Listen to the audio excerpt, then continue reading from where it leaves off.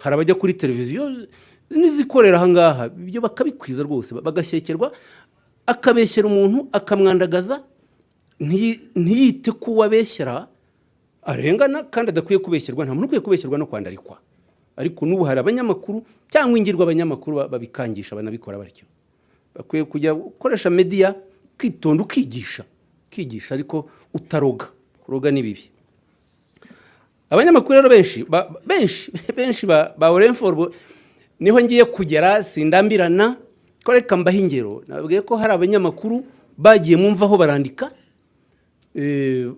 bandika urwango abatutsi biswe inyangarwanda bitwa abanzi bitwa ariko uzi kukwita umwanzi w'igihugu cyawe kuvuga ngo uri inyangarwanda umuntu yitunda inyangarwanda ashingiye kuki hari abanyamakuru bagiye mumvaho barandika bandika urwango abatutsi biswe inyangarwanda bitwa abanzi bitwa ariko uzi kukwita umwanzi w'igihugu cyawe kuvuga ngo uri inyangarwanda umuntu yitunda inyangarwanda ashingiye kuki kandi basangiye ubunyarwanda bombi iryo jambo rero icyo gitutsi inyangarwanda ikinyamakuru imvaho cyararikwije mu minwa mu nyandiko y'abanyamakuru hafi bose ba Orenforo Abatutsi bitwa abagome gashoza ntambara inkozi z'amahano izo ni imvugo zimwe na zimwe dore ingero zo ndagenda nzibasomera ntabwo zikeneye ibisobanuro ndajya mbabwira uwayanditse nimero y'imvaho n'itariki yasohokeye n'akantu gatoya mwigire ko abanyamakuru beza barahari mwabavuze rwose n'abanyapolitike bazajya bigira ku munyapolitike nka Faustin Rucogoza wahamagaye izi ntagondwa yari umuhutu yashoboraga kuba nkabo uko babahamagara ngo abahutu bose nibishyira hamwe ariko habaye abahutu b'intwari banze kujya muri uyu murongo w'urwango w'irondabwoko w'ingengabitekerezo ya jenoside baba intwari barengera ukuri baricwa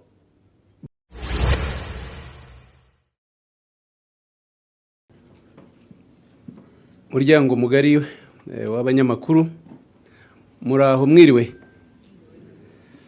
ndagira ngo mbakomeze cyane by'umwihariko abafite ababyeyi babo abavandimwe abo bashakanye bakoraga uyu mwuga w'itangazamakuru bakicwa muri jenoside yakorewe abatutsi nahoze numva urutonde harimo bamwe nzi bitera emosiyo nyinshi abanyamakuru nka Tarisisi Rubwiriza Martin Kamurase n'abantu nzi Sylvestre Nkubiri bakomeza kurukira mu mahoro ikiganiro mwasabye rero ni ukugishyira mu buryo bwo gusobanura urubanza rwabereye mu rukiko mpuzamahanga rwa Arusha mpanabyaha rurebana n'abakurikiranywe bari mu mwuga w'itangazamakuru cyangwa se bari mu buyobozi bw'ibinyamakuru ndaza kubikora ariko nshyira no muri kontekste y'icyo gihe nanerekana bimwe na bimwe mu bintu bitari byiza itangazamakuru ryakoze nibanda ku rya leta ariko n'irindi gato iyo dushubije inyuma mu mateka dusanga birababaje kuko itangazamakuru ribi ryatangiranye n'amashyaka ya politiki mabi muri 59 ishyaka rya Prosoma ryarashinzwe rihita rishinga n'ikinyamakuru cyaryo ijwi rya rubanda rugufi ijwi rya rubanda rugufi ritangira ku itariki 27 z'ukwa 9 1959 rishyira mu nyandiko zazo amategeko 10 ya gitera y'urwango ku batutsi avuga ko batutsi n'abahutu badashobora kubana ko nta naho banahuriye ijwi rya rubanda rugufi ikinyamakuru cya Parimehutu jya mbere niko cyitwaga ariko jya mbere ni impine ubundi cyavuga ni jya mbere gahutu nacyo cyatangiye icyo gihe cyo rwose gitangira nacyo cyigisha gutsemba abatutsi iryo jambo gutsemba ryatangirijwe na jya mbere nimero ya 3 yo ku itariki 27 z'ukwa 11 1959 muri aya magambo ngo niba abatutsi bakomeje guturana n'abahutu bazatsembwa ubwo rero zakangura zejo bundi murumva ko zifite iyo zibikomora ntabwo arizo zabitangiye mbere ya jenoside rero itangazamakuru umuntu arirebye dusangamo ibice bine. Icya mbere ni itangazamakuru rya leta, birumvikana rigendera umurongo wa leta, ariko ikibi itangazamakuru rya leta ryariho Imvaho, Radio Rwanda na Raroreve bagiye mu bukangurambaga bwa jenoside. Icya kabiri ni itangazamakuru ryitwaga ko ryigenga, ariko ritigenga mu by'ukuri kuko ryari rifatanyije na leta, ndetse leta niyo yagize uruhare mu kurishinga. Aho niho hari Kangura, niho hari RTRM n'ibindi. Eko Demiri Corinne, Nyiramacibiri n'ibinyamakuru byinshi leta yagiye ishinga ariko ikabyitirira ko byigenga. Icya gatatu ni itangazamakuru ryarwanyaga ubutegetsi no guharanira impinduka, barimo Kiberinka Diane yatubwiye ya papa w'Ishabakaka. Hanyuma hari rero n'itangazamakuru ryitwaga ko ritigisha urwango, ko ryigisha amahoro, demokarasi, ariko nyamara ryagera ku nkotanyi, ryagera ku mututsi urwango rukaza.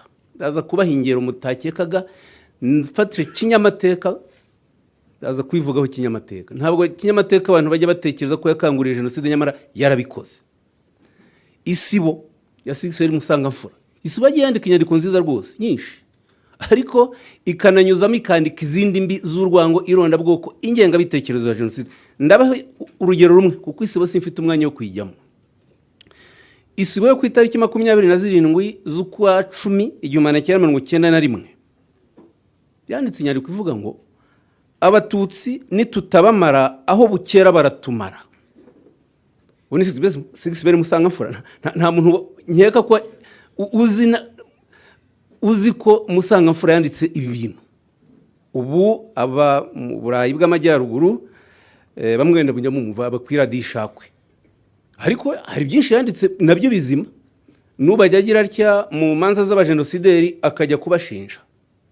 Ariko rero umuntu yakwibaza, umuntu agira idubure rangaje ate? Kuvuga ngo abatutsi nitutabamara aho bukera baratumara, ni jenoside yeruye. Kubirebana rero n'aba bantu bakurikiranwe mu rukiko mpanabyaha mpuzamahanga rwashyiriweho u Rwanda rwakoraga Arusha, ni mu rubanza bise urubanza rw'itangazamakuru, affaire de media. Rwarizwamo abantu bane: Ferdinand Nahimana, Jean Bosco Barayagwiza na Hassan Ngeze, ni batatu. Aba barizwe mu rubanza rumwe, ariko hari abandi banyamakuru babiri nabo bakoreraga RTRM, bo bemeye icyaha. Uvuze ko bo ntibigeze baburanishwa ko bemeye icyaha. Ni Joseph Serugendo, wari umunyamakuru ushinzwe technique ya RTRM, hanyuma na George Yvon Ruggiu, bombi we n'umutaliyani afite ubwene bw'igihugu bw'Ubutaliyani n'Ububirigi, bemeye icyaha. Serugendo wanasaba imbabazi. Ruggiu yasabye imbabazi kuko yumvaga nta mbabazi yasabye, yemeye icyaha kuko yumvaga ibihano byo bizagabanuka. Ariko Serugendo ubona ko harimo koko kwicuza. Menya yarazi uko yararwaye arembye, yari hafi gupfa. Menya abantu bagiye gupfa bagira ubwoba, ni ibintu bisanzwe. Yari hafi gupfa, n'urukiko rwabishingiyeho mu gihano cy'imyaka 6, ariko we rwose yarabivuze ubona ko yicujije. Barayagwiza rero na Nahimana bo bakurikiranywe nk'abari abayobozi ba RTRM, bagize n'uruhare mu kwishinga. Ngeze Hasani we yakurikiranwa mu ruhare rwe muri Kangura, ariko n'uruhare rwe mu Nterahamwe. Bashinjwaga ibihe byaha rero. Reka mbisome uko byanditse mu Gifaransa mu kirego, na agace kamwe nafashe kaza kubumvisha uruhare rw'itangazamakuru n'uburyo amagambo yica kandi amagambo agira icyaha. Ubushinjacyaha bwabaregaga ingingo: les co-accusés ont agi de concert pour commettre le génocide anti-Tutsi et l'incitation directe et publique à commettre ce génocide en utilisant les médias de la haine, la RTRM Kangura, dans le but d'assurer une large diffusion de ces appels à la violence ethnique. Des personnalités de l'entourage du président Habyarimana ont mis sur pied de véritables médias de la haine qui ont exercé une grande influence sur la population rwandaise. La création du journal Kangura et de la radio-télévision libre de Demiri Corinne participe de cette stratégie et s'inscrit dans cette logique. Biravuga iki? Kambi hindura uko bimeze rwose nibyo nagerageje. abatumva igifaransa ntimuhangayike. Baravuga ngo abaregwa bakoze ibikorwa by'ubwumvikane mu ikorwa rya jenoside ku Batutsi no guhamagarira ku buryo bweruye kandi mu ruhame ikorwa rya jenoside bakoresheje ibinyamakuru byigisha urwango RTRM na Kangura. Mu rwego rwo gukwiza hose ubukangurambaga buhamagarira ubwicanyi bushingiye ku bwoko, abategetsi b'ibyegera bya Perezida Habyarimana bashinze ibinyamakuru nyabyo by'urwango kugira ngo bihindure imyumvire y'abaturage. Ishingwa ry'ikinyamakuru Kangura na Radio Televiziyo Libre de Mille Collines byari muri iyo gahunda n'uwo murongo wa jenoside. Ngiyo inshamake y'ibyaha aba bantu bari bakurikiranyweho. Ariko ikirego kigakomeza noneho gisobanura n'ibihe nyirizina ibyaha byabereye. Bavuga ngo dès 1993 les Tutsis et les opposants politiques sont ciblés, clairement identifiés et menacés par ces médias. Plusieurs d'entre eux compteront parmi les premières victimes des massacres d'avril 1994. Biravuga ngo guhera mu mwaka w'igihumbi kimwe magana cyenda mirongo itandatu abatutsi n'abanyapolitiki batavugaga rumwe n'ubutegetsi bari basiwe, bakavugwa mu mazina kandi bagaterwa ubwoba n'ibyo binyamakuru. Benshi muri bo babaye ku isonga ry'abishwe mu bwicanyi bwo muri 1994. Ngiye inshamake ukuvuga ko ahanini Nahimana na Barayagwiza bo bashinjwaga uruhare rw'ubuyobozi nayo babwiye, ariko bagashinjwa nanone no kuba barakoresheje amashyaka ya politike. CDR niyo Barayagwiza yarimo, Nahimana akaba muri MRND. Ibiganiro byayo bakajya babinyuza kuri RTRM kugira ngo bashobore kugera ku baturage no kubahindura imyumvire. RTRM rero reka tugaragaza uburyo yari inubatse kugira ngo muyisobanukirwe neza. Yari yubatse mu buryo bukomeye, ntabwo kari akantu gatoya.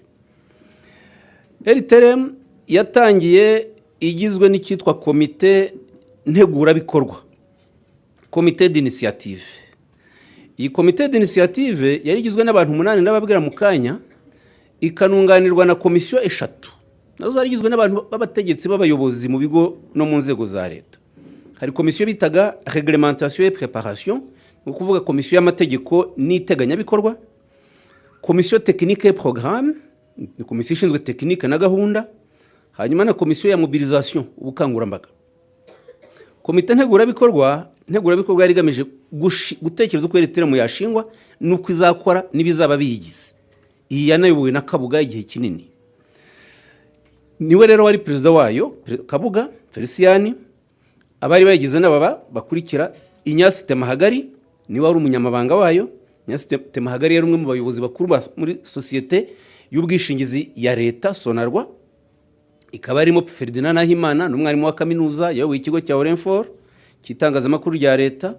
Harimo Joseph Serugendo nababwiye. Joseph Serugendo yari umunyamakuru yabanje gukora kuri Orenfort hanyuma aza kuri RTRM. Nacyo ndagisobanura mu kanya ku mikoranire ya RTRM na leta. Hari abanyamakuru bavanywe muri Orenfort ariko batanabambuye kuba abakozi ba leta babashyira muri RTRM kugira ngo bayifashe. Ikaba mitwa Nkeza Frame. Nkeza Frame yari umwe mu bayobozi bakuru ba banki y'ubucuruzi y'u Rwanda, ni wari ushinzwe za agence commerciale zose zo mu gihugu. Uvuga ko ibirebana n'amafaranga ya BCR ni Nkeza yabazwaga, yari rero no mu buyobozi bw'intera hamwe. Noneho murumva ko no kumushyira mu buyobozi bwa RTRM kwari no kugira ngo bayishakire financement ivuye mu mabanki. Ikaba yarimo Charles Nzabagerageza, uyu ni yari prefet wa Ruhengeri, yanakubaye umukozi mukuru muri Minisiteri y'Ubuhinzi n'Ubworozi. Hakabamo Jean Bosco Barayagwiza wari umuyobozi mukuru muri Minisiteri y'Ububanyi n'Amahanga n'Ubutwererane, na Silas Mucumankiko. Silas Mucumankiko yari umuyobozi mukuru w'ikigo cya Tabarwanda, uruganda rwakoraga itabi. Urwari uruganda rukomeye narwo mu gihugu, rwari uruganda rufite amafaranga menshi. Noneho rero ya komisiyo ya kabiri, komisiyo ishinzwe amategeko n'iteganyabikorwa, nayo yari igizwe n'abantu 8 bakurikira. Harimo Jean Bosco Barayagwiza niwe ari perezida wayo. Hakabamo Stanislas Harerimana, witwa Charles Bunani, André Hakizimana, Stanislas Simbizi, Bernard Maniraguha, Inyasi Rudahunga na Donat Hakizimana. Donat Hakizimana umwanya ntawo kugira ngo mbabwire bose, ariko ndajya mfata bake cyane bari bakomeye. Donat Hakizimana yabaye umunyamabanga mukuru w'urwego rw'igihugu rw'iperereza ry'u Rwanda yararuyoboye, yari umuntu rero w'intagondwa cyane. Icyo yaranashinzwe kinini no kugira ngo afashe RTLM mu rwego rwo kubona amakuru, ariko no kuza gufasha kwishakira abanyamakuru bizeye kandi b'intagondwa. Ni muri ubwo buryo bahajyanye Gaspard Musabyimana. Nigeze ukurikira ikiganiro mwatanga gato cyane mu kanya kashize. Gaspard Musabyimana ni umuntu w'intagondwa ukomoka hariya mu karere ka Gakenke, yahoze ari komine Nyamugari, aba mu Bubiligi, afite radio yitwa Inkingi ivugira kuri murandasi. Sinyivuze ngo nyamamaze, uyu ni umurozi ntimukabire bibye, ariko ni umuntu w'umutindi. Yashyizwe rero kuri RTLM na Donat Hakizimana wari warabaye umuyobozi we, kuko Gaspard Musabyimana yabaye umuyobozi mukuru w'urwego rw'igihugu rw'abinjira n'abasohoka mu Rwanda, akora muri service y'iperereza ry'u Rwanda. Bamujyanye rero kuba umuyobozi wa za porogaramu muri RTLM, nk'umuntu bari bazi neza ko akorana na ba maneko bose b'igihugu kandi azi neza iyo system. Nuko rero Donat Hakizimana yahamushyize. Murumva buri wese bamuhaga inshingano banafite icyo bamutegerejeho. Komisiyo ya gatatu, mobilisation, ubukangurambaga, abantu 9. Charles Nzabagerageza niwe wari perezida wayo. Charles Nzabagerageza bavuga ko ari mu byaro Habyarimana. Ntabwo mbifitiye amakuru ahamye, biravugwa, ariko ari mu muryango we, no mu muryango we, byo nibyo. Hakaba uwitwa Jean Berike Masute Zurundi, Cyprien Ndagijimana, Arone Ntizihabose, Bernard Munyagishari, Regina Mukeshimana, Pierre Kayondo. Pierre Kayondo yari député, akaba yaranabaye prefet wa Kibuye. Charles Gasarabwe na Colonel Pierre Celestin Rwagafirita. Urumva kwiteka barashaka bashyiramo umuntu ufite mu rwego rw'imyanya, ufite umwanya wo hejuru. Nka Colonel Rwagafirita ntabwo yarakiri mu gisirikare, ariko yari yarabaye umuyobozi mukuru wa gendarmerie y'u Rwanda. Rwagafirita yari umuntu rero wegereye cyane regime ya Habyarimana. Icyo gihe Rwagafirita yari anafite ikinyamakuru, yari yarashinze ikinyamakuru cyitwaga Zirikana. Icyo kinyamakuru cyazirikana cyo cyakwije urwango mu buryo bukomeye.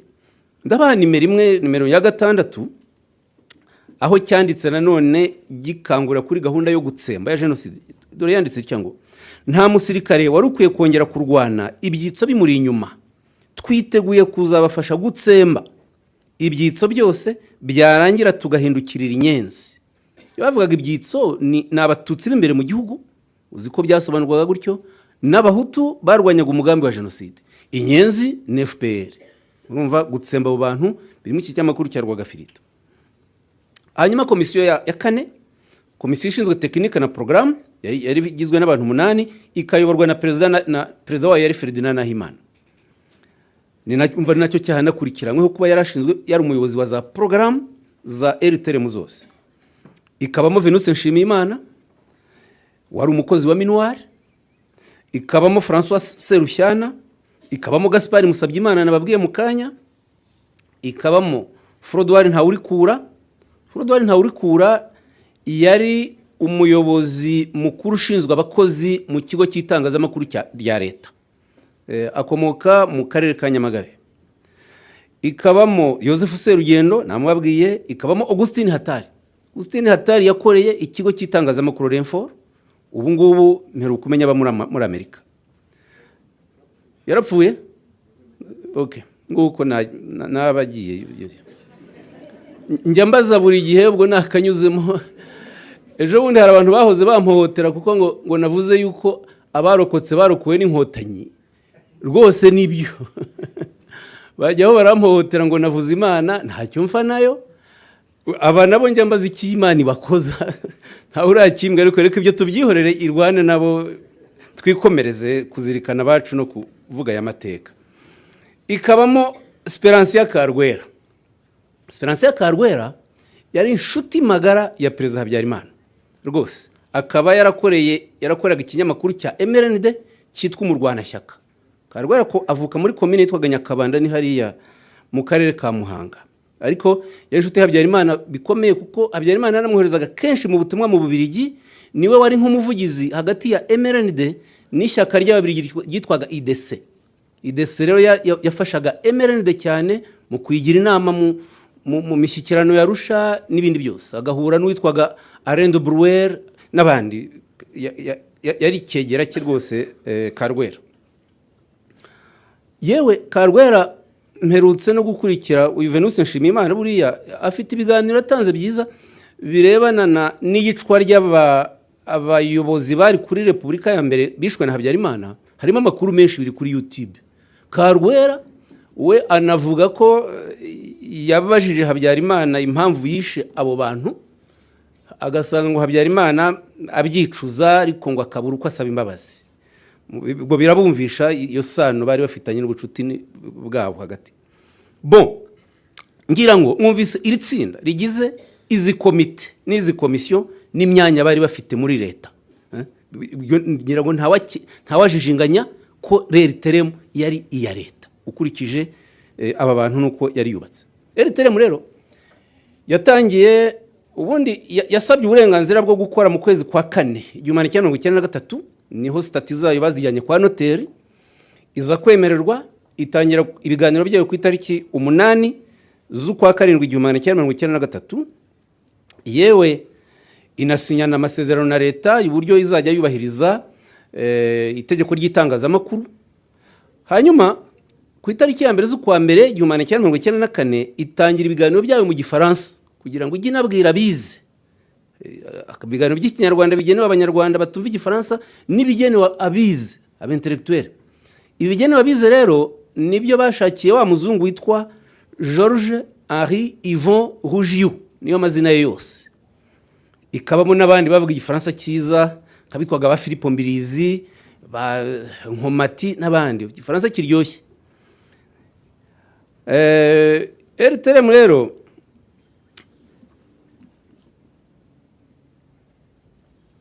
ibi byo gushaka abanyamakuru nabibabwiye babishinze Gaspard Musabyimana.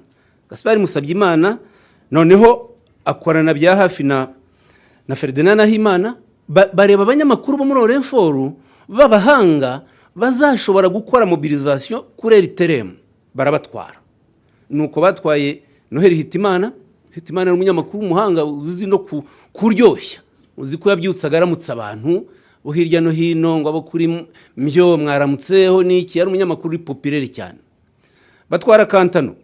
Habimana Kantano yari umunyamakuru w'umufana wa Rayon Sport, yabaga yambaye imyenda ya Rayon Sport ajya hose n'ingoma. Yari umunyamakuru uzwi ukunzwe ku buryo iyo yanimaga kuri RTRM urubyiruko rwarakurikiraga cyane kubera iyo notoriete yari afite.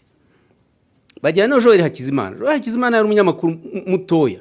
Ndamuzi no muri generation zanjye ntitwiganye ariko ndamuzi, yize muri Christ Roi. Yari umunyamakuru udakuza ariko watanga ibiganiro neza mu Gifaransa. Ikiganiro cyitwaga Panorama.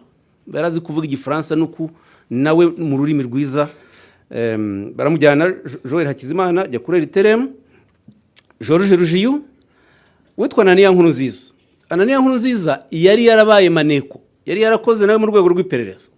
Hanyuma aza gushinga ikinyamakuru cye cyakoranaga na leta cyitwa Intera, ariko kubera ubuhanga bwe baramufata nawe bamujyana muri RTRM. Kuko RTRM bayiha abanyamakuru ababahanga mu mutwe ariko no mu bugome kugira ngo bushobore gukwira kandi babwinjize.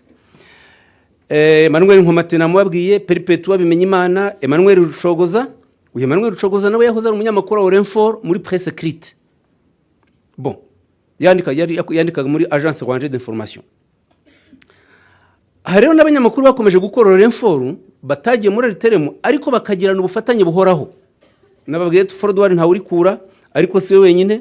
Hari Jean Baptiste Bamwanga, hari Tiene Karekezi. Tiene Karekezi ni mugenzi wanyu.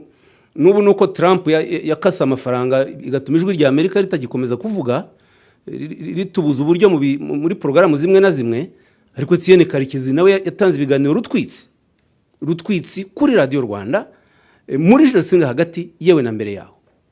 Ariko yewe gebara nabimbwiye abanyamakuru bamwe buriya yari yarababujije ngo ntimugakoresha ijambo jenoside yakorewe abatutsi. Rwose abanyamakuru bakabikubwira muri hamwe, ariko bavuga ati nujya mu ruhame ntuzabivuge ko ntituzabyemera, ariko gikurinda kuvuga nta kundi niko biteye. Karekezi. Hakaba Flora Kampayana. Uyu Flora Kampayana yabaye umunyamakuru mubi yakomokaga muri commune Kibirira, buni mu karere ka Ngororero. Yanditse inyandiko ni wari uhagarariye Orenfort Byumba muri prefecture ya Byumba, ariko yanditse inyandiko mbi cyane mu mvaho zasohokaga buri cyumweru harimo uburozi buteye ubwoba. Hakaba bitwaga Augustin Hatana namwabwiye, Focus Fashaho, Emmanuel Ngirwa n'abagabo, Fraterne Kabanza. Fraterne Kabanza turaziranye, wabona igihinda muyaga hariya, ariko yatangaza kubona umuntu wari uzi ukajya kubona ukabona yabaye umwicanyi, mwarakuranye ukabona hindutse umwicanyi pe. Yigeze kumpa rifutiye hano Kigali muri 91 niyo nshuro ya nyuma naherutse hano, ambona ku muhanda nteze taxi rantwara mu kamodoka ka Orenfort, ariko byarangiye yabaye umwicanyi ruharwa. Kabanza Fraterne Furaka mpana mabwi Helena Nyirabikari. Abanyamakuru benshi hari nabo mwongeye murakorana nyuma ya genocide, binabere kuburyo iki gihugu ari cyiza mukayandaza kubabwiriza zimwe mu nyandiko. Abanyamakuru hari bahamye hano nyuma ya genocide basubira no mu kazi, bakorora Orenfort, bigira muri pension ya leta. Bashobora kuba hari abakiriho baracyahari bamwe, abandi bagenda bitaba Imana ariko barakoze hasi. Ariko u Rwanda ntako rusa rwose muri iki gihe. Helena Nyirabikari we yarafunzwe menya yaraguye muri gereza. Stephanie Nyirasafari, aba n'abantu banditse inyandiko mbi. Agenesta Mukarutamu, Venerande Hategekimana we apfuye vuba. Gaspard Senzoga, Twagereza Agustini, Jean Baptiste Nubahomatse Meruka b'Igikondo hariya yarapfuye. Okay, ariko ubwo nejo bundi nabo basaziya. Okay, Hakizimana Jean Baptiste n'abandi. Aba n'abanyamakuru babaye rutwitsa ariko bisaziye neza, ntumva ko muri mu bambwe bapfa imiryango yabihari. Rero kubwiza bw'u Rwanda rw'iki gihe. Hanyuma ngere kuri George Rujiyo. George Rujiyo ngiye kumubabwira uburyo yaje ahangaho, uburyo yanywanye n'iyi leta. Iyo leta Habyarimana niyo mvuga, ntabwo mvuga leta y'u Rwanda y'ubu ngubu. George Rujiyo nayibabwiye ubundi George Rujiyo mu Bubiligi yari umuntu wakoraga mu bintu bitaga action sociale, no kuvuga ni akazi kajyanye no gufasha abandi, bavuga ko yari afite rwose uwo mutima wo gufasha. Noneho rero yamenyana n'Abanyarwanda, kubera ko iyo tugeze i Burayi kenshi biratugora kubaho, ukajya gushaka ibene imiryango itari ya leta kugira ngo bagufashe kubona icumbi, bagufashe kubona utuntu tw'imfashanyo. Nuko rero yamenyane n'aba Banyarwanda barimo abanyeshuri bahigaga, barimo witwa Papias Ngabo y'Amahina wari uhagarariye MRND mu bihugu bita Benelux, ngo no kuvuga Ububiligi na Luxembourg, kubera utwo tuntu tw'inkunga n'imfashanyo Rujiyo yabashakiraga. Noneho babishuti pe. Ngabo y'Amahina yigaga muri university yitwa Jemburu, yiga muri faculty ya agronomy. Hanyuma mu mwaka wa 1992 Ngabo y'Amahina Papias navuka muri Ngororero yatumiye George Rujiyo bazana hano mu Rwanda kuhasura. Noneho bamwereka u Rwanda, icyo gihe urugamba rwo kubohora igihugu rwari rwaratangiye rurimo. Noneho rero ni nabwo yatangiye no kumenya n'abantu muri MRND no muri system ya leta. Hanyuma asubiyeyo ugatangira kwinjira muri MRND, akorana na Ngabo y'Amahina rwose, noneho ajya muri politike nyirizina. Hanyuma muri Gashyantare 1993 igihe ingabo za FPR Inkotanyi ziza zikagera Ishyorongi hariya, icyo gihe habaye kuzisebya cyane i Burayi. Noneho George Rujiyo rero yabigiyemo, yandika amatangazo, akajya yirirwa ajyana n'izi ntara hamwe kuyakwiza hose mu Bubiligi. Ubwo urumva yatangiye kuba active wuzuye. Icyo gihe noneho ubwo muri Mata 1993 George Rujiyo yahuye na Nahimana Ferdinand, bahuririyeje mu Bubiligi. Icyo gihe Nahimana yari yoherejwe hamwe na Esperance ya Karwera mu kujya gukora ubukangurambaga mu bihugu by'i Burayi. Noneho muri Gicurasi 1993 Habyarimana nawe yasuye Ububiligi, ahura noneho we nyirizina na George Rujiyo. Ko perezida yibonaniye na Rujiyo mu kwezi kwa gatanu 1993, bahura muri hoteli Hilton y'i Buruseli. Habyarimana mushimira akazi ke keza akora kuri u Rwanda, noneho anamutumira kuza kuba mu Rwanda gukorana na leta ye nyirizina. Noneho rero Rujiyo yamwemereye ko azaza, ariko ategereje ikiruhuko. Noneho ubwo mwamezi abiri kwa gatanu kwa gatandatu asezera ku kazi yakoraga. Noneho mu kwezi kwa karindwi 1993 George Rujiyo aza mu Rwanda, yaramaze kuba umuyoboke wuzuye wa MRND. Yaje rero gusubira i Burayi gatoya, maze kugera mu Rwanda ubwo yaraje bumvikana uko azakora RTRM, asubira i Burayi gatoya, hanyuma aza kugaruka ku itariki 3 z'ukwa 11 1993 aribwo yahahamye kugeza atangiranye n'ibiganiro nababwiye by'igifaransa bya RTRM tariki ya mbere Mutarama 1994.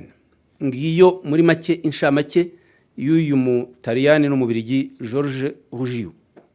Serugendo, Joseph Serugendo nawe muvugeho gato. Serugendo yari interahamwe, yari mu nterahamwe rwose zari zikaze.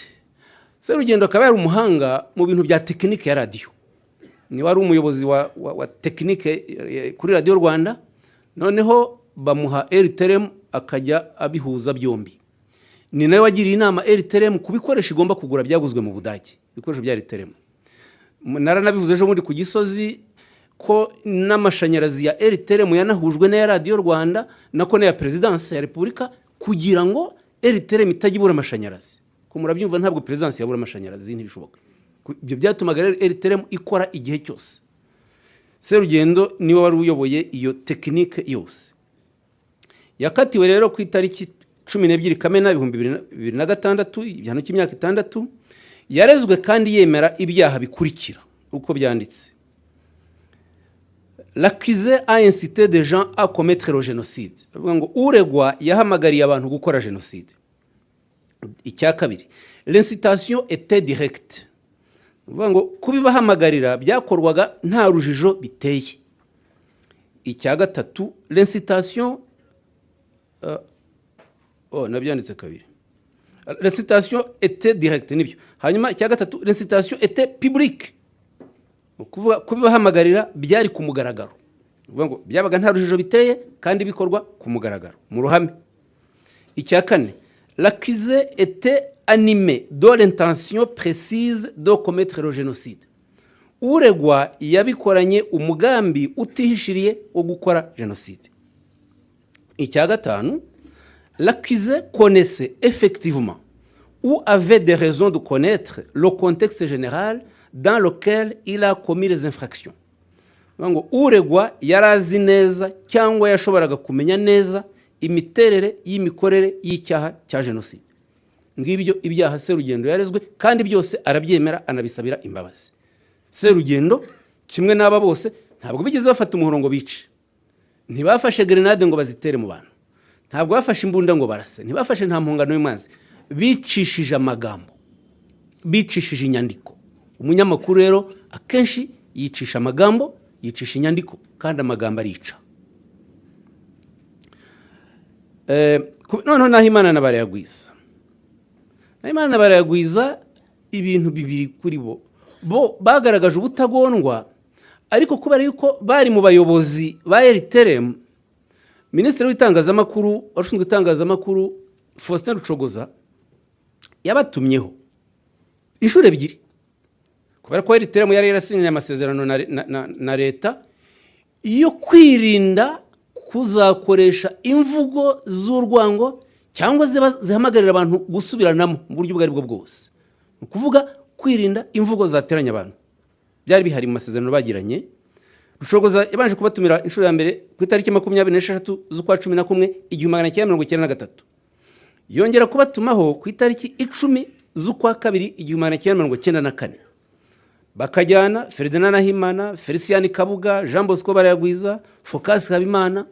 Focas Habimana niwe wari uri kuri navuga kuri organigramme ku rutonde ko ari we muyobozi mukuru wa RTRM.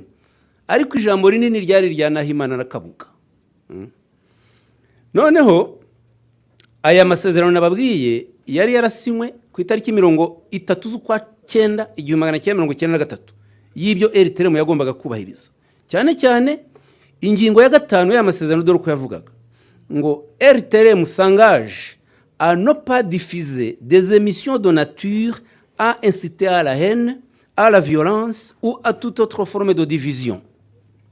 Biravuga ngo RTRM yiyemeje kutazatangaza ibiganiro bihamagarira urwango, urugomo n'amacakubiri ayo ariyo yose. Ni ingingo Minisitiri Rucogoza yashingiragaho atumira abayobozi ba RTRM abereka ububi bw'ibiganiro binyuzwa kuri RTRM.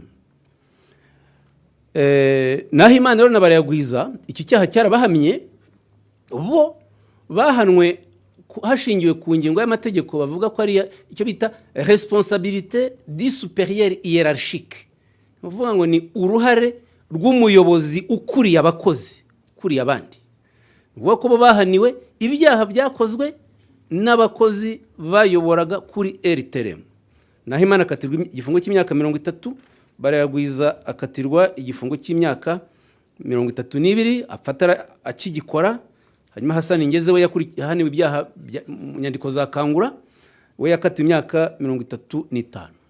Abacamanza basoza urubanza rwa Nahimana, dore uko bamubwiye, barusoma perezida w'urukiko amubwira ati vous étiez pleinement conscient du pouvoir des mots et vous avez utilisé la radio, le média qui touchait le public le plus large pour disséminer la haine et la violence. Sans armes à feu ni machette, vous avez causé la mort de milliers de civils innocents. Avuga ngo mwari muzi neza bihagije ububasha bw'amagambo, bityo mukoresha radio nk'igikoresho cy'itangazamakuru kigera ku baturage benshi, mukwirakwiza urwango n'ubwicanyi. Bitabasabye gukoresha intwaro z'imbunda cyangwa umuhoro, mwateje iyicwa ry'ibihumbi by'abasivile b'inzira karengane. Ngicyo Nahimana yabwiwe, ariko nabo bagenzi be bacamanza babwira ibingibi Nahimana nuko bari banazi ko niwe muntu wari umuhanga, wari warize kurusha abo bose mu rwego rw'amashuri. Nahimana yari umuhanga bihagije, yari afite PhD mu mateka, yari umwarimu wa kaminuza w'injijuke, yarazi ibyo akora, yari ideologue wuzuye rwose.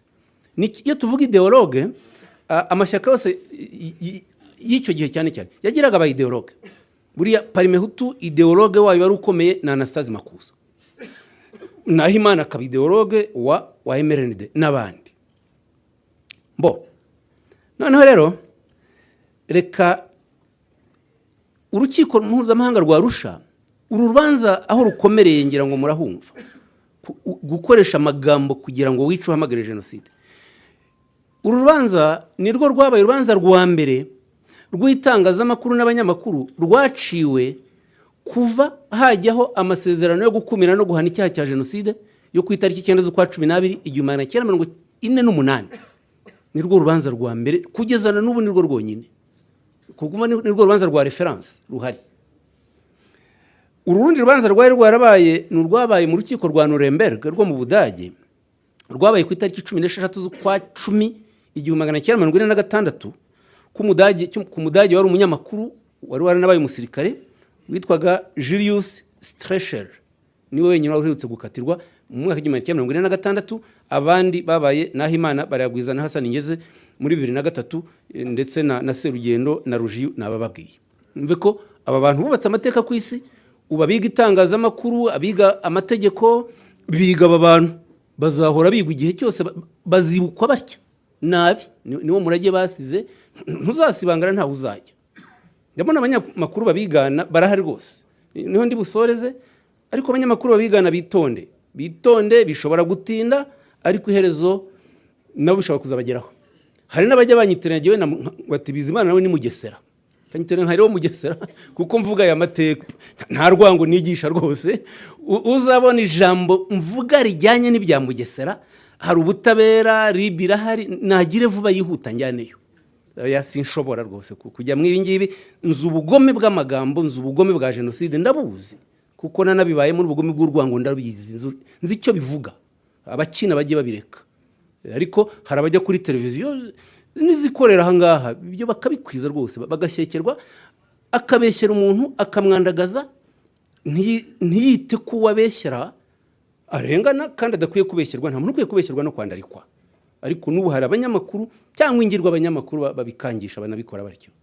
Bakwiye kujya gukoresha media, kwitonda ukigisha, ariko utaroga. Kuroga ni bibi. Abanyamakuru rero benshi ba Orenforbo niho ngiye kugera, sindambirana ko reka mbaha ingero. Nabwiye ko hari abanyamakuru bagiye mumvaho barandika bandika urwango. Abatutsi biswe inyangarwanda, bitwa abanzi, bitwa ariko uzi kukwita umwanzi w'igihugu cyawe, kuvuga ngo uri inyangarwanda, umuntu yita undi inyangarwanda ashingiye kuki? Kandi basangiye ubunyarwanda bombi. Iryo jambo rero, icyo gitutsi inyangarwanda, ikinyamakuru Imvaho cyararikwije mu minwa, mu nyandiko y'abanyamakuru hafi bose ba Orenforo. Abatutsi bitwa abagome, gashoza ntambara, inkozi z'amahano. Izo ni imvugo zimwe na zimwe. Dore ingero zo ndagenda nzibasomera, ntabwo zikeneye ibisobanuro. Ndajya mbabwira uwayanditse, nimero y'Imvaho n'itariki yasohokeye n'akantu gatoya. Imvaho nimero 865 yasohotse ku itariki 22 Ukwakira 1990. Inyandiko ya Helena Nyirabikari yise ngo amatagisi yagize uruhare mu kunyanyagiza abanzi b'u Rwanda mu gihugu. Aravuga ngo muri ibi bihe igihugu cyacu gihanganye n'inyangarwanda zagiteye. Urumva ko inkotanyi ni inyangarwanda. Hafashwe icyemezo cyo ko kugira ngo umuntu ashobore gutwara imodoka ye agomba kubona uburenganzira butanzwe na perefe w'umujyi wa Kigali. Amatagisi inkotanyi zarayakoresheje maze banyanyagiza abantu babo hirya no hino mu gihugu. Yongeye gusubizwaho, twaba nanone tuborohereje akazi. Umva harakora ubukangurambaga bwo kuvuga ko amatagisi yakwije ibyitso by'inkotanyi hirya no hino mu gihugu. Bwari uburyo bwo kugira ngo igihe bazatangaza ko abatutsi bakwiye kwicwa bazaba bafashwe nk'ibyitso by'inkotanyi byahakwijwe hose. Niyo kampanye bigamije. Helena Nyirabikari, Kantano Habimana, muri iyo nimero nanone inyandiko yise ngo inkotanyi tuzazitsinda. Ati inyenzi kimwe nka turiya dusimba turya imyenda, intare nk'uko uduco tumwe tw'inyenzi twiyitaga, cyangwa inkotanyi za Rwigema, bose ni inyangarwanda. Inyangarwanda za Rwigema zishobora kutubuza amahoro, zikadutesha abantu, ibintu n'igihe, ariko kuvuga ko zadutesha umutwe kugeza ubwo zidutsinda burundu, ndatekereza ko ari ukwisuzugura bikabije.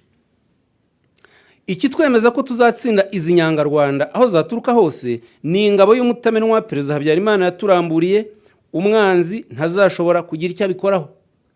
Ubwo ibi ndabyinsistaho cyane, mbumvisha iyo nyito inyangarwanda iri mu mvugo z'Imvaho kandi ya buri cyumweru. Umva gukora kuryinjiza mu baturage buri cyumweru, Imvaho iragera hose mu gihugu, ni ukugira ngo abaturage bafate batyo, bibagemo. Imvaho nimero 866. Urumva ko ni muri 90 urugamba rwo igihugu rugitangira, kampanye y'ubukangurambaga itangiranye nabyo. Ugushyingo 1990, Yozefu Ndabamenye nta kihaba sira. Hari Yozefu Ndabamenye nawe nigeze guhura nawe, akomoka ahantu bita Inyumba, hariya ni mu karere ka Huye. Inyumba ugana Icyahinda hirya y'Umunyakibanda. Dore uko yanditse, yibereye neza mu mahoro hano, ngo nta mishyikirano n'inkotanyi. Wararwanya rwose ko nta mishyikirano bagomba kugira n'inkotanyi namba. Turi mu mwaka w'1990 mu kwezi kwa 10. Dore uko yanditse, kandi ni wari umuyobozi mukuru w'Imvaho. Umva umuyobozi mukuru w'Imvaho atanze iki icyerekezo.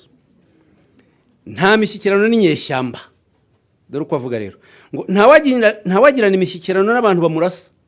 Inyangarwanda zigomba kubanza kwikorera intwaro zazo zigasubira iyo zavuye. Bitaba ibyo ingabo z'u Rwanda zigakomeza kuzisatira, zikazisubizayo ku ngufu n'ubutwari bwinshi, nkuko kuva zahangana n'izo nyangarwanda zagiye zibigaragaza. Ngiryo ijambo ry'ibanze ry'umuyobozi w'Imvaho. Veneranda Hategekimana, we namenye ko yapfuye nabyumvise kuri radio, ariko nawe yabaga yakomeje abahanga. Ariko dore nawe yanditse mwiyo nimero 866, avuga ngo hari amakuru avuga ko inyangarwanda zaba zifite n'imigambi yo gukoresha ingimbi zimwe mu mayeri yose zikoresha y'intambara, nkuko Museveni yazikoreshaga mu ntambara yo kwigarurira ubutegetsi. Na nubu inkotanyi zaduteye ntizazuyaje kwambika abana imbunda ngo bose barwanye u Rwanda. Yagira ngo sobanure ko n'abana bakwiye gufatwa bagafungwa, bana b'abatutsi, ngo nabo bambikwa imbunda.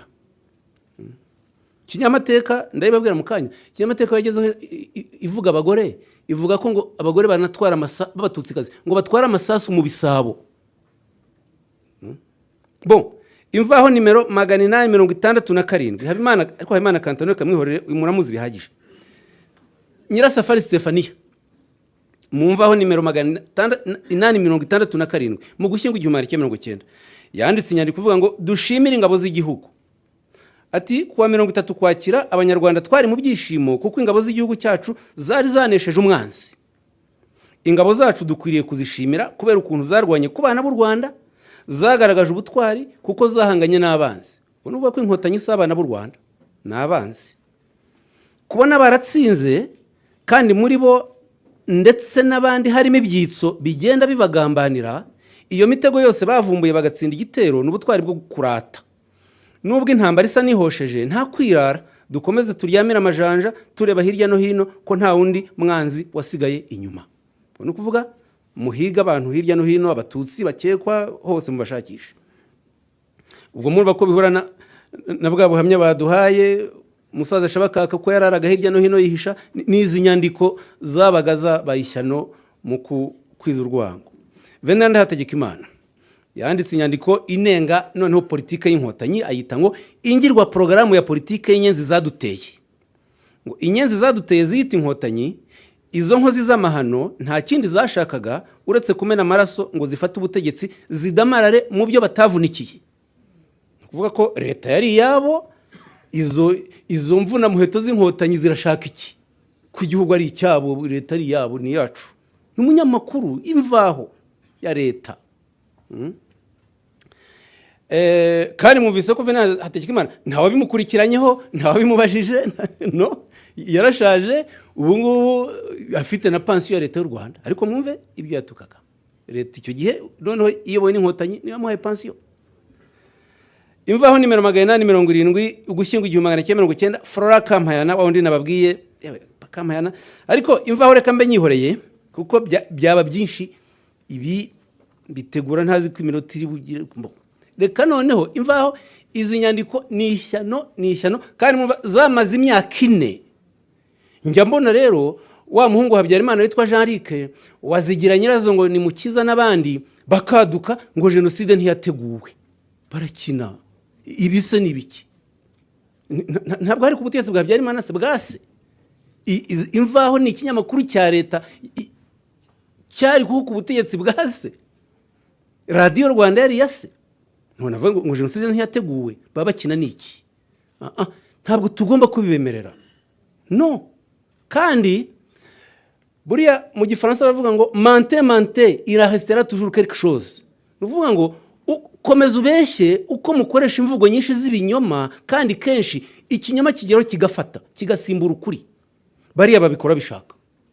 Iyi narrative mbi ya negationisme bayikoresha kugira ngo amateka bayagoreke, kugira ngo abato batabizi bazagera koko bumve ko ariko kuri. Niyo mpamvu mutagomba kwemera, mugomba kubasubiza no kwandika. Kinyamateka ntabwo mujya mukeka ko kinyamateka yakoze amahano.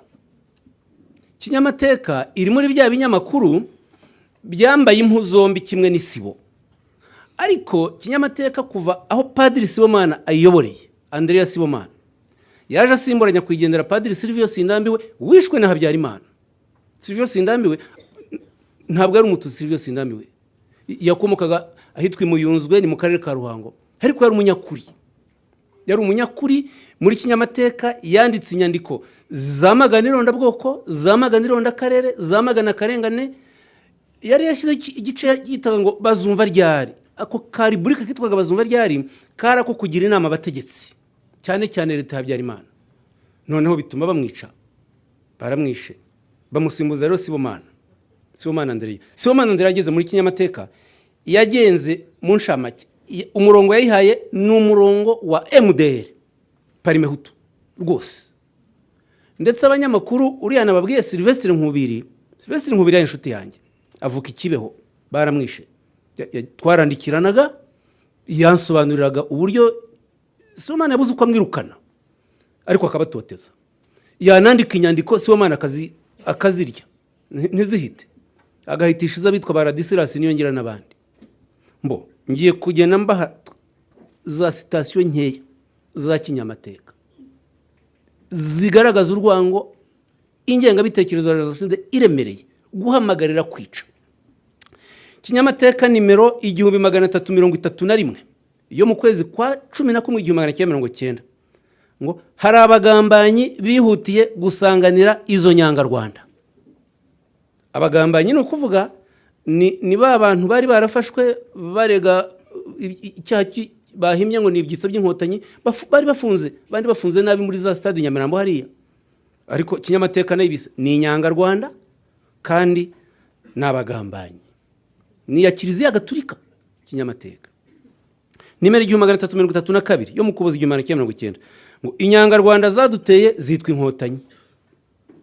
Kinyamateka nimero 1338 zo mu kwezi kwa mbere 1991 ngo mu gihugu hari abashyigikira abavandimwe babo b'impunzi kandi biyemeje kubatera inkunga bagamije guhirika repubulika. Bamwe mu batutsi bashyigikiye ibyo bitero kuko bizeye ko bazasubizwa ku butegetsi no kwihorera. Indi mpamvu ituma isunika abatutsi mu guhimba ubwoko, ubwo bariho aratoteza abatutsi bashoboye guhindura ubwoko, ngo ni ugushaka gucengera no kuba ibyitso by'inyenzi ku buryo bworoshye, harimo guharabika abatutsi rwose. Nimero 1339 ngo byaravuzwe kandi ntibyanyomojwe ko amafaranga inyenzi zaguze imbunda zo kudutsemba amwe yaturutse mu Rwanda anyujijwe mu ntoki z'ibyitso. Iteka jenoside ushaka kuyikora afata abashaka kwica akababeshyera ko bashaka gutsemba, abariho akangurira ko bakora jenoside, kugira ngo abakangurira ko bakora jenoside babyitabire bumva ko ari ukwirengera. Ngiyi rero ni strategy kinyamateka nayo ikoresha, ko inyenzi zaje zije kubatsemba, gutsemba abahutu, ko abahutu rero bagomba kubatanga. Bon, 1340 abanyarwanda babishoboye bafatanyije n'ingabo z'igihugu kurwanya umwanzi, haba mu gutahura ibyitso, haba mu kwiyandikisha mu kujya mu ngabo z'igihugu ku basore, haba mu gutanga umusanzu, haba mu nyandiko zisobanura uko ikibazo cy'inyenzi giteye. Noneho ni kinyamateka 1332 ivuga ku rupfu rwa Rwigema, inishimira yuko ngo no mu seminari nkuru ya Nyakibanda abaseminari bitegura kwiha Imana nabo babyishimiye cyane. Dore uko babyanditse. Aka kantu karansetsa buri gihe nkagezeho. Ngo abo basore bitegura kwiha Imana bamuvumanye ingufu z'umwuka wera, babikuye ku mutima bati uri inyana y'imbwa Rwigema we. Iki ni ikinyamakuru kinyamateka cya Kiliziya Gatulika mu nyandiko ziyoborwa na Padiri Andreas Sibomana. Ubu ngubu iyo tuvuze Padiri Andreas Sibomana, imiryango nka Reporters Sans Frontières, za Amnesty International barahaguruka ngo turamwikoma, ngo turi natwe mwironda bwoko. Aba bantu bigeze basoma ibise, ntabwo bumva ikinyarwanda. Sibomana muri babandi bakora gutuntu twiza, yagiye mu muryango wahaniraga uburenganzira bwa muntu witwaga ADR, akajya agira utuntu yandika tuzima tugaragaza abantu bishwe. Ariko izi nyandiko ze n'ikinyamakuru yarayoboye nacyo cyari mu bishishikariza iryo yicwa mu mayeri. Ariko iyo miryango y'ama ONG za Human Rights Watch ubu ziramuvugira rwose. Ubukoze kuri Sibomana bakumara, menya ahubwo bazanyima visa kubera ko ndabizi ko mbo. Ariko reka nkomeza. 1344 ngo byaragaragaye ko inkotanyi n'inyenzi zahunze revolution. Ngo bano bagiye kwandika ko impunzi z'abatutsi zahunze amahoro, na demokrasi. Abyandika atyo ngo byaragaragaye ko inkotanyi n'inyenzi zahunze revolution n'ishingwa rya demokrasi no gutsinda kwa rubanda nyamwinshi muri 1959, kandi ko zitigeze zihanganira ku butegetsi bushyirwa mu maboko ya rubanda nyamwinshi. Barabitira wahunga demokrasi, wahunga amahoro, bahunze ubwicanyi, bahunze gutwikirwa. Ariko dore uko kinyamateka byanditse 1300. Noneho bakanageraho bakanandika mu 1339 ngo abo bantu banduye imico mishya y'abanyamahanga. Impunzi zaranduye ngo banduye imico mishya y'abanyamahanga. Tuvuga inkotanyi si abanyarwanda bazima baranduye. Kuvuga gutyo bivuze ngo umunyarwanda wundi uri imbere mu gihugu nahaguruka abo bantu arwanye abo bantu banduye, kuko baje kwanduza rubanda nyamwinshi, baje kubatwarira igihugu. Bo 1344 ngo iyi ntambara turimo ndahamya ko ari intambara y'amoko. Inkotanyi zibasiye abahutu zinabacyurira ko batumye base na basekuru b'inkotanyi bahunga. None se sibyo bahunze ndetse ariko agakomeza ngo iyi ni intambara abatutsi bashoje kugira ngo bisubuze ubutegetsi banyazwe na revolisiyo y'abaturage, kugira ngo babone uko baryoza abahutu ibyo bakoreye abatutsi 59, 63 na 73.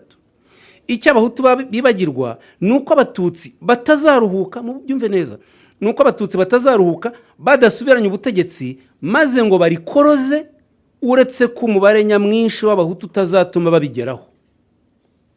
Ibyo abanyarwanda bo hanze bagomba kwiyumvisha ni uko ikibafitiye akamaro ari ukubana neza n'abaturage b'ibihugu byabakiriye. Ariko mwari muzi ko kinyamateka yanditse ibintu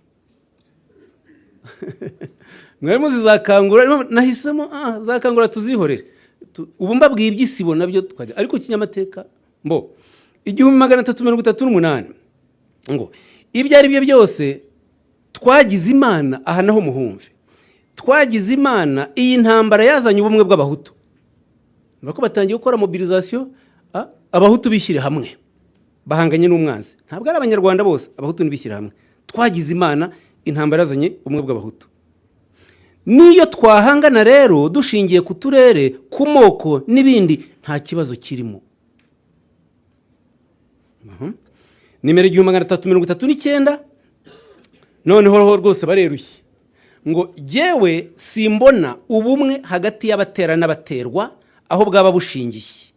Abategetsi bakwiye gusamira hejuru iyo ngabire Imana ihaye u Rwanda, maze kuva ubu bakirinda ikintu cyose cyakongera guca abahutuma ibice, kuko uyu ari wo mutego w'umwanzi.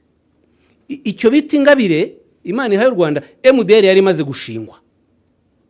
Itegeko ryemera amashyaka menshi, nako itegeko nshinga ryemera amashyaka menshi ryagiyeho muri Kamena 1991. MDR biyambere niyo baye yambere mu guhita ishingwa. Kinyamateka isi byandika ibyishimira ko ari ingabire Imana ihaye u Rwanda, kuba parlement utigarutse.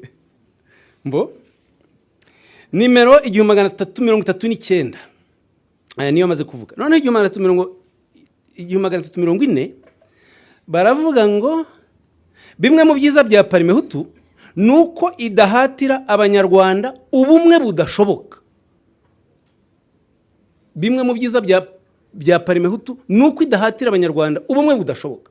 Vuga ngo ubumwe bw'abanyarwanda ntibushoboka, kandi kinyamateka ntabwo ibwigisha, ntibushaka, ntibubaho. Mbo yewe bigeze rero kuri Ndadaye.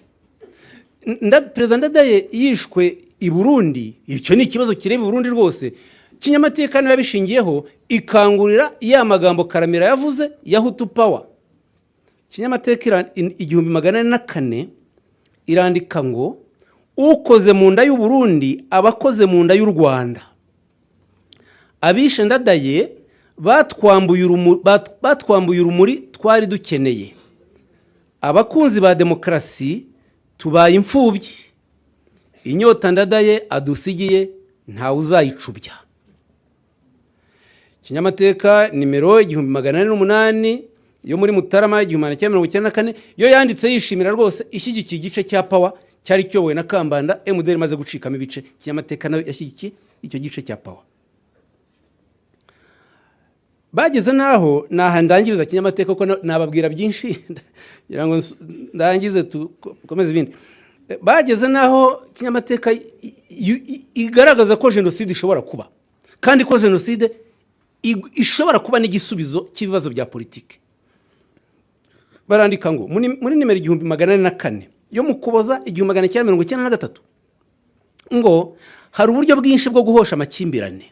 Uburyo bumwe ni uko igice kimwe kirukana ikindi cyangwa kikagitsembatsemba.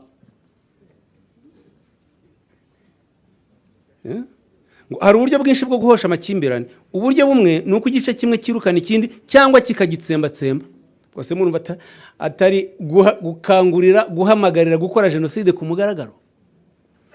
Hanyuma dukuremo iki rero, kandangize izi nyandiko ni nyinshi pe. Ariko ntimukeka ko ndiho mbibabwira wahita ubibona muri za titre nini bagendaga babicengezamo hagati cyangwa mu nyiti imwe n'imwe, ku buryo usoma inyandiko ubutumwa ukaza kubona ujya nko gusoza ifite aho yakuganishije, ariko yerekanye ko ngo iri mu murongo wa demokarasi, ariko kinyamateka yaratwitse. Kandi kinyamateka nicyo kinyamakuru icyo gihe cyageraga hose mu Rwanda kurenza n'imvaho. Cyageraga muri za paruwasi zose gaturika, kikagera muri za santarari gaturika, abakuru b'inama, abarejiyo, imiryango remezo bakajyana kinyamateka, abarimu bagahabwa kinyamateka ku mashuri yabo bakabyigisha abana. Yageraga hose. Turavanamo iki? Icyambere kangerageza nabibabwiye muri urubanza rwa Baragwiza ngeze Rujiyu n'abandi, nuko kwica binakorwa hakoreshejwe inyandiko, hakoreshejwe amagambo, hakoreshejwe imvugo. Kwica kandi naho bitangirira, jenoside naho itangirira. Cyo ni kimwe rwose. Cya kabiri nuko mu gihugu cyabayemo jenoside gifite amateka akakaye ya politika y'irondabwoko, irondakarere na jenoside yakorewe Abatutsi. Nta munyamakuru, nta munyapolitike, nta muntu uwo ari we wese wagombye kwitwara nk'aho ari mu gihugu kidafite uyu mwihariko. No. Rwose biragaragara, hari abanyamakuru abiyita abanyapolitike n'abandi bafite umurengwe pe, batazirikana, batita ku mwihariko w'amateka y'irondabwoko na jenoside yakorewe Abatutsi n'ubukana bwayo yabaye mu iki gihugu. Wavuga Ingabire Victoire, nigeze kuvuga Ingabire Victoire ejo bundi, noneho ikinyamakuru Igihe kibikoraho inkuru. Navuze Ingabire Victoire mvuga ibyaha yahamijwe n'inkiko, ariko hari abanyamakuru bagiye baranyikoma kubera ko navuze umuntu w'inshuti yabo, umuntu abaha amafaranga, ariko ukavuga ibyaha Ingabire yakoze byamuhamye mu rukiko. Ntabwo ari by'umubeshyeye. Ingengabitekerezo ya jenoside, negation byaramuhamye mu rukiko burundu. Ahabwa imbabazi na nyakubahwa perezida wa repubulika, za mbabazi arazangiza, asubizwa mu igororero kubera ibyo ngibyo. Azabanza arazi icyo cyaha cyamuhamye, hanyuma akurikiranwe ku bindi. Ariko ugasanga hari abanyamakuru, umunyamakuru ujya kurengera ibyaha byakozwe na Ingabire. Ntawatandukaniye na Rujiyu, ntawatandukaniye na Himana, ntawatandukaniye na Baragwiza, ntawatandukaniye na Serugendo. Mw'iki gihe pe, kandi birahari. Ntimubibona se? Bari naha.